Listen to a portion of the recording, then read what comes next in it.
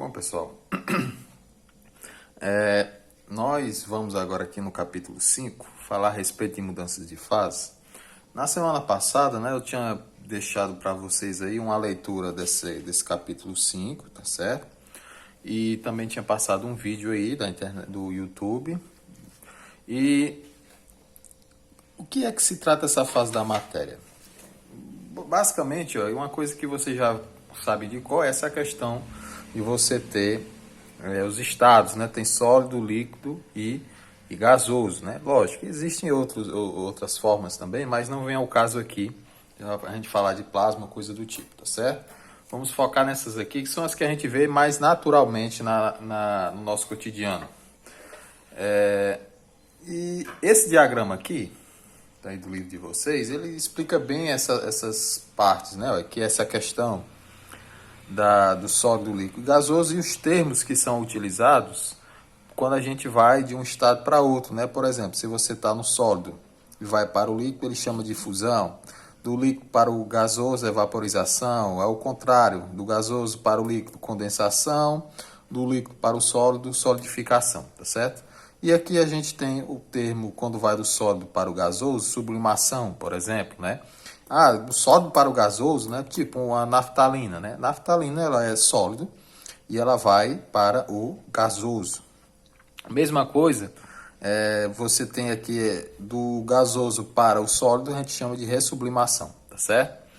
Aí vocês podem pensar assim, certo? Mas, por exemplo, a água, né? A água a gente tem um cubo de gelo, que nesse exemplo aqui, né? Você tem um cubo de gelo, esse cubo de gelo ele vai virar líquido, se eu botar para ferver vai virar gasoso.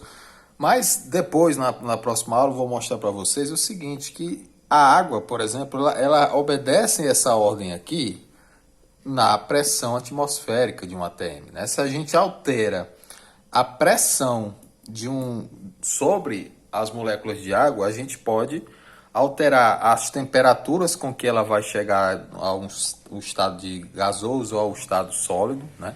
A gente pode alterar, inclusive, você alterando pressão e volume, né? A gente consegue alterar também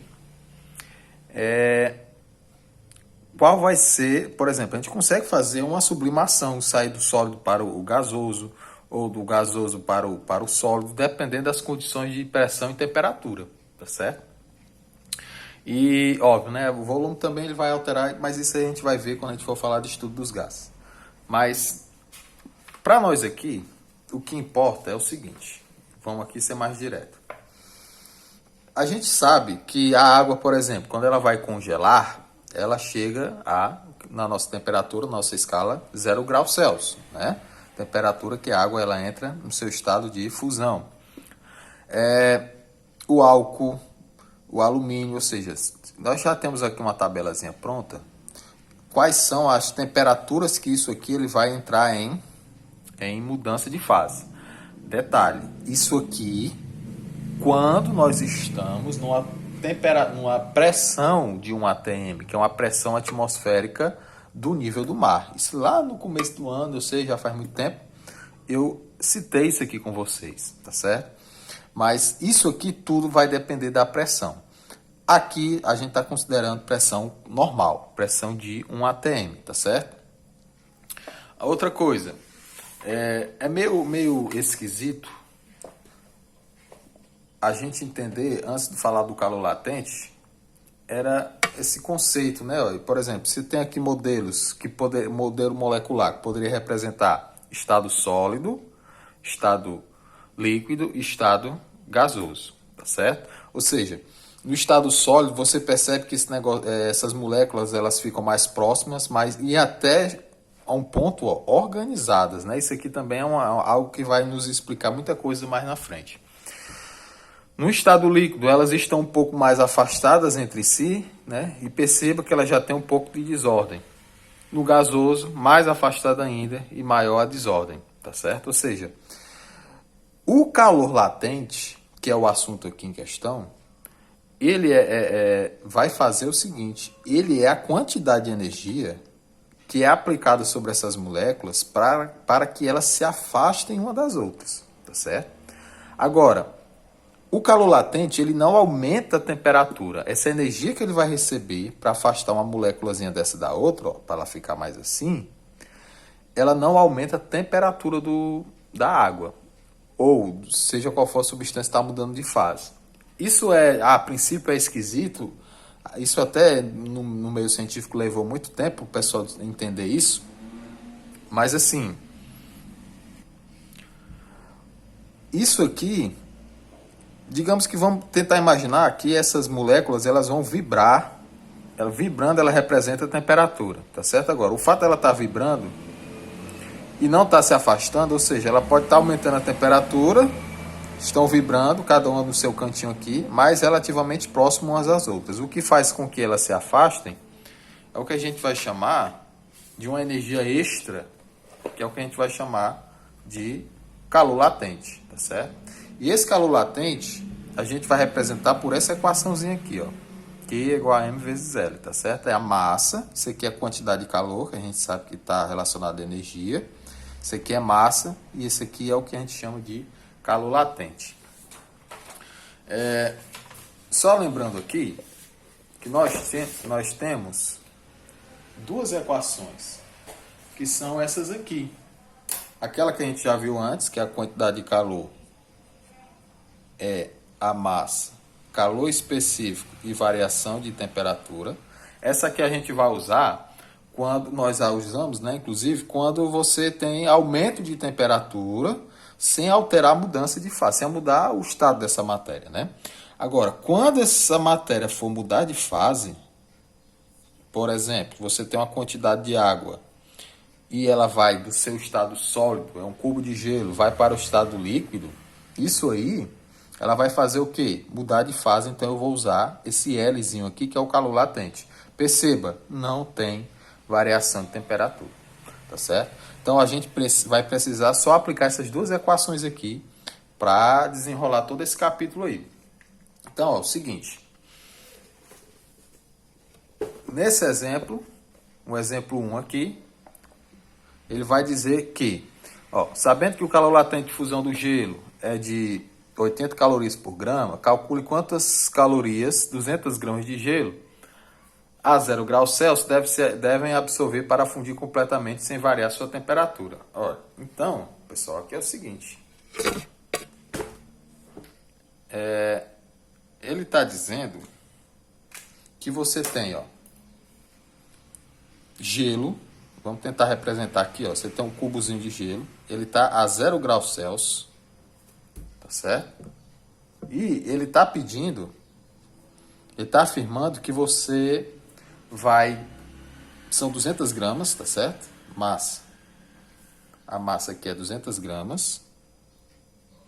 E ele quer saber qual é a quantidade de energia, ou seja, qual é a quantidade de calor você vai ter que jogar aqui para que esse gelo se transforme em água no seu estado líquido também a 0 graus. Ou seja, ele está só pedindo para você calcular qual foi a quantidade de energia para derreter esse cubo de gelo, tá certo? Agora, quando ele derreter o gelo, se eu continuar aquecendo, por exemplo, essa quantidade de calor aqui, você pode simplesmente deixar ele para receber a energia do ambiente, ou você colocar essa água derretida depois, colocar numa panela para esquentar, o que é que vai acontecer? Essa temperatura vai aumentar, é 10, 20, 30, até chegar a 100 graus, aí ele vai mudar de fase de novo, tá certo? Mas a questão aqui, ele está pedindo só para a gente focar nisso, que é a quantidade de energia para derreter esse gelo apenas, tá certo? Então, ó, a equação é só essa, tá certo? Nessa questão aqui, é só isso aqui. Ou seja, quem é a quantidade de calor vai ser a massa vezes o calor latente. A questão deu o calor latente, que é 80 calorias por grama, tá bom? Então, ó, simplesmente aplicando essa equação aqui. O Q é o que nós vamos descobrir, a massa é 200 e o calor latente é 80, tá certo? Então, ó, a quantidade de calor vai ser 2 vezes 8 aqui dá 16, repete os zeros. 16.000 calorias, tá bom? Tá certo?